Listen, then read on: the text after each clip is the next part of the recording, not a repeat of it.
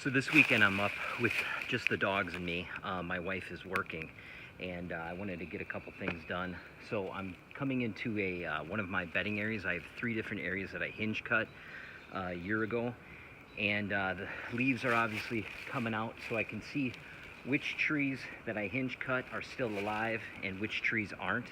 And I'm going to come through here and cut trails through this mess so the deer can get in here and out of it easily. I want to just make a maze of trails through here. Anywhere where there's a good spot for bedding, I'm going to make sure that there's at least 3 spots where the deer can get out of that area, so that way they will use it and feel safe. I'm going to cut any trees that I feel can open up the canopy, and I'll probably cut any trees that look like they're not very healthy. Like, for instance, there's a maple here. This one right here, I can take that out of the canopy here, open it up, and this maple tree is got a big scar in it anyway. So that one's, it's not going to live very long. Also, I can't get in here to really get wood out. I can't get the tractors in here, maybe a 4-wheeler, but I'm not really worried. I have enough wood around, so I'm not worried about getting in here and getting wood out for firewood or maple syrup. There's not that many large, hard maple in here, and it would be too hard to get to make it worthwhile anyway. So this is the mess we have. This is about 1.5 acres. It's not very wide. I would say 80 yards wide, and it goes back about 200 yards. But I can come through here, make trails so the deer can get zigzag throughout here easily. So like I say, I'm by myself, so I got my chaps and my helmet, and I'll just kind of go slow and take it easy. It's probably not the smartest thing to do, to be using a chainsaw with nobody around, because we don't have cell service or anything, but what else are you gonna get it done? I mean, you can't always have a person around. So all right, let's get started. This is what we're trying to do. We got a trail that goes out of this bedding area into the woods there, comes through here. So we're on the trail now. You can see we have 3 on our left and also on our right hand side, and the deer, when they get to here, they can skirt through here, and there's a trail that comes out there. There's also a trail that goes this way, and then the one that comes from behind us. So they have 3 different areas to get in and out, and this trail follows along here, and there's a spot to get out on this side of the brush and a spot to get out into the woods on that side of the brush, and then they can continue on through here around this big brush pile. Now what I want to do is cut a trail right through here.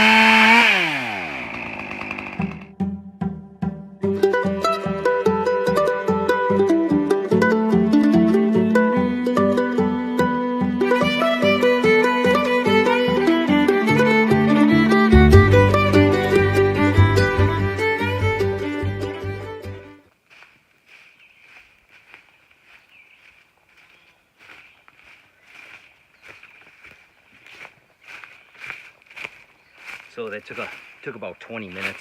So now we have a trail that goes through that thick area, and so we have 3 spots in here. This is the intersection. They can get out through there. Now they can get out through there. And they can also wrap around and get out through there. So I'm back here again today, and I'm still cutting exit routes around all these brush piles and stuff. But here's one I just cleared out. So the main trail kind of comes through here and goes that way, and then also through here, which I've cut previously in this video. And now right here I cut a trail around this brush pile. So it goes around here, and this main trail connects to it on the other side of this brush. The deer can now walk through here, and what I'm going to do when I'm all done is clear out little spots for them to bed, preferably up against logs. And every spot they'll have an area to get in and out of, at least 2 different directions. But this trail comes through here. And I don't know if they'll bed in little nooks like this, because there's no way out of there. It's completely enclosed. But I cleared that out anyway. But then they can come out here, and they can go to the left. They can go to the right around this brush pile. And to get out of this bedding area, there's a trail that comes through here and out into the woods there. And I'll probably just cut that brush out of the way, so they can come out of this area. And now they're in the main woods here, out of the bedding area. And I have a mineral lick spot right here.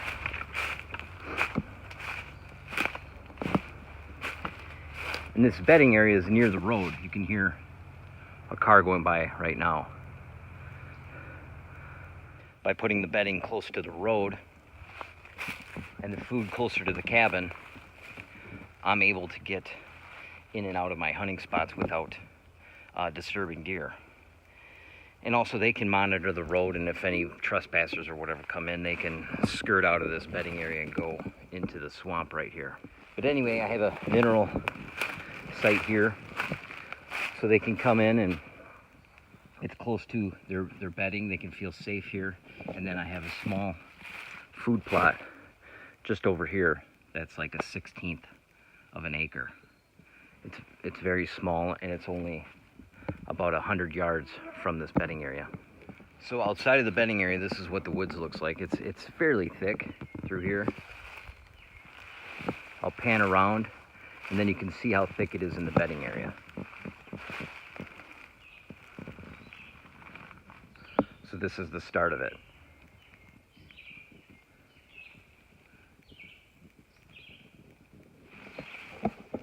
Now it's just like an impenetrable wall of brush, but I have exit and entry routes all over the place. But hopefully multiple doe groups and bucks can bed in this area and can feel safe, and it'll fit more deer in here because of the amount of browse and the amount of cover and kind of like privacy they have back here. So as I'm in here, I'm constantly looking at what I should clear out, making it easier for the deer to get in and out of these areas. And also, like this little spot here, I think what I'll do is cut this dead branches out of here, hollow this out, so a deer can get in here and bed down. So I'll take that brush and I'll cut it out of there, and then I'll stick it behind him. I gotta put the brush somewhere, so we'll stick it behind him, and it'll provide a little bit more cover.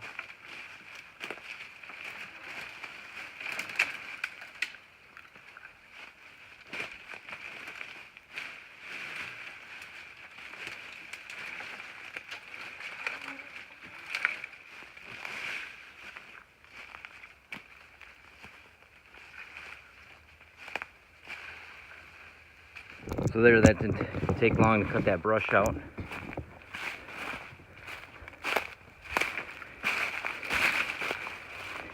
I'll come in and rake these leaves, and from inside the bed he can bound out of there.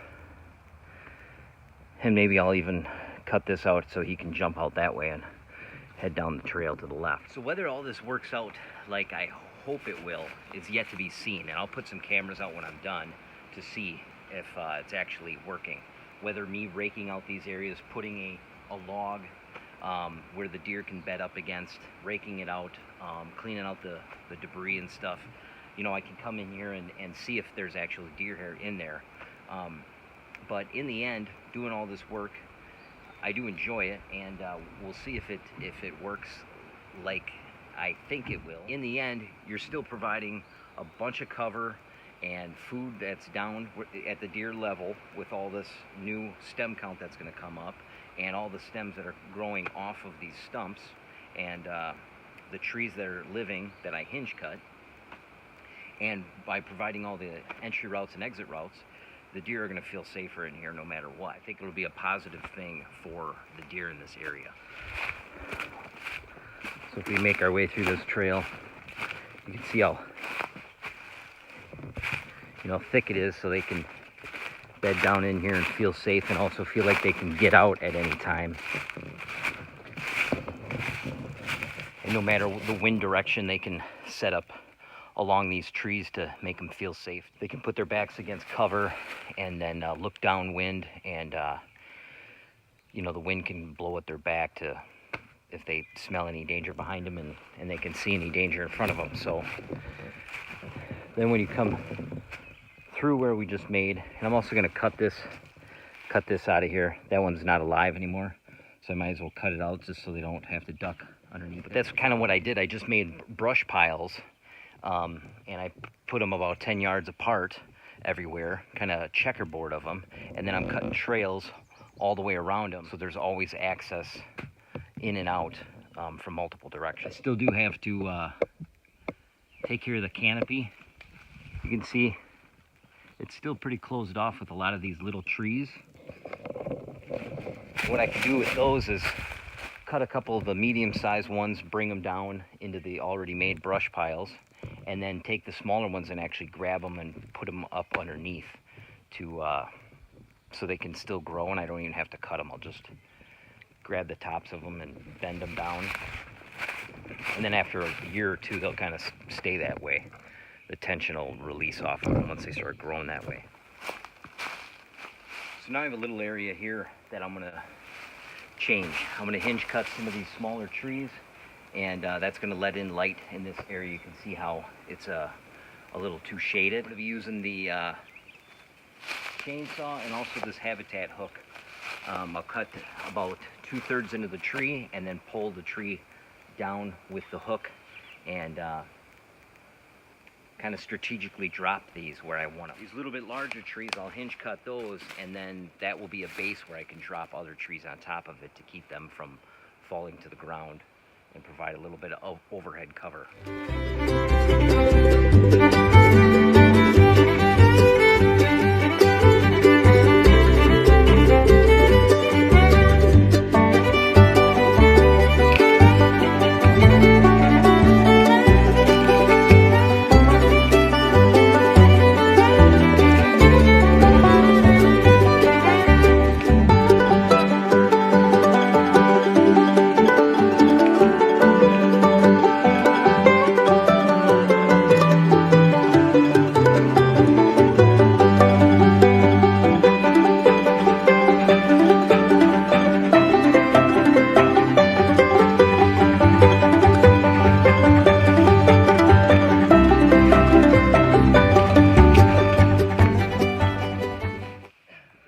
So it took about 20 minutes and we've kind of transformed this area.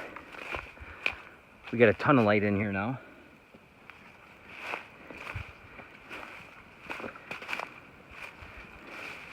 And we got it thicker too, looking out this way and here. I hinge cut about half of these trees, and then the other trees I would pull down and wrap underneath the hinge cut trees, so there should be no problem with them growing like these ones here.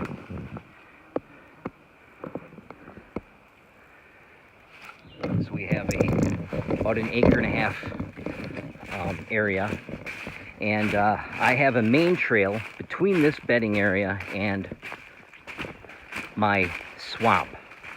So we're gonna walk over there now through this bedding area. Have more of this browse, and the deer can't see each other. You can pack more deer in a smaller area.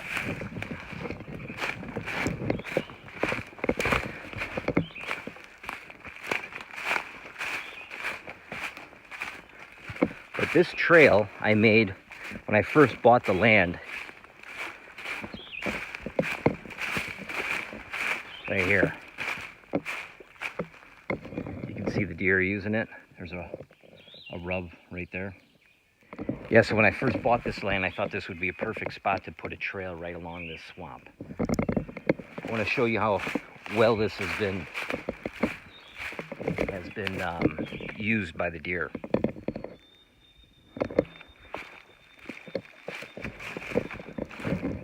So this is one of the only areas on my property that is actually already thick. So I took a weed whacker, went through here, one of those large steel ones with the blade, like a circular blade on it, circular saw blade, and just made a trail all the way through. And you also have to tune these up every year. You have to come through here and clear out brush and branches. A tree fell here, so I got to cut that out.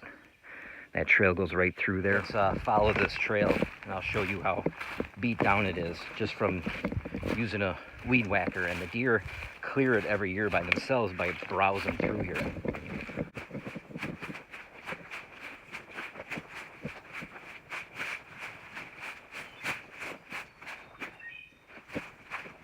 It's just beat down right to mud.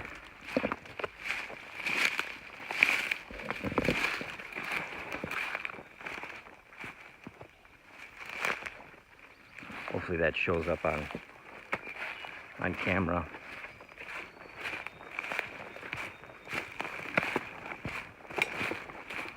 You can see how thick it is through here.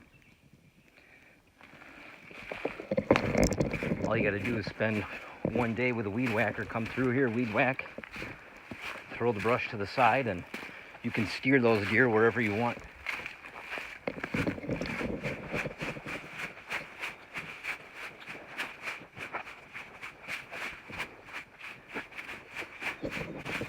And this trail follows right to the public land. And what I did is I stopped short of the public land about 50 yards, so I didn't want to make it obvious right to the public land. Hopefully they kind of split the trail up a bit, and people won't post up right on that trail. It won't be so noticeable because I stopped short, and then the trail kind of dissipates. But here I have a stand location.